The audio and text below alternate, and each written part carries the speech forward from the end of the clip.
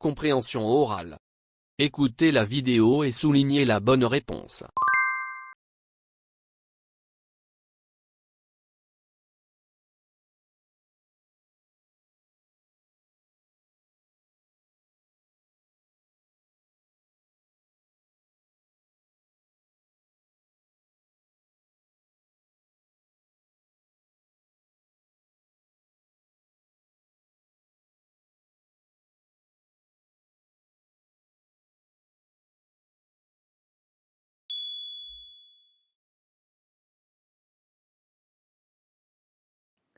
La démographie est la science qui étudie la population d'un espace donné.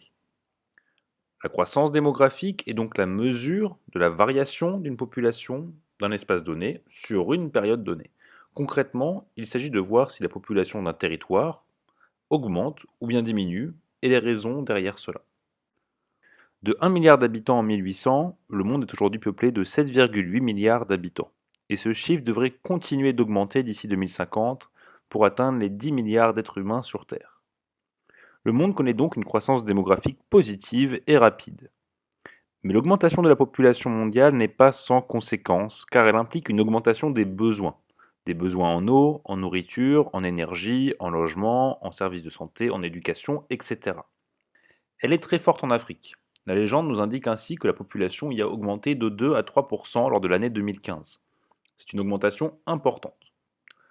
La croissance démographique est ensuite moyenne en Amérique, en Asie, en Océanie. La population y augmente moins fortement et rapidement qu'en Afrique.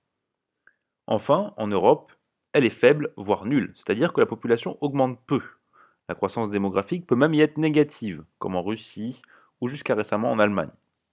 C'est également le cas d'un pays asiatique, le Japon, qui voit sa population diminuer. Donc non, la croissance démographique n'est pas la même partout. Alors comment expliquer ces différences? La réponse se trouve dans le niveau de développement des pays. Les régions du monde les moins développées connaissent une croissance démographique forte. A l'inverse, les régions les plus développées connaissent une croissance démographique faible, voire nulle, et même négative.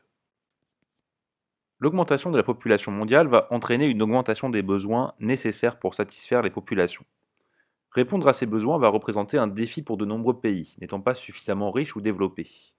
L'augmentation de la population risque donc de créer des inégalités entre les États du monde, mais également au sein de la population d'un même pays.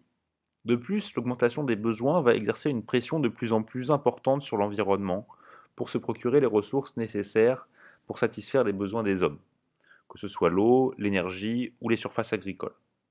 Finalement, c'est le développement durable de la planète qui va s'avérer difficile, car il va falloir que l'humanité parvienne à répondre à des besoins croissants tout en envisageant de préserver des ressources pour les générations futures.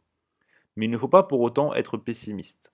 Avoir une population jeune peut être source de richesse pour de nombreux États, car elle leur offre une main-d'œuvre nombreuse, dynamique, et si elle est éduquée, qui peut faire preuve d'innovation, et contribuer ainsi au développement des États aujourd'hui moins développés.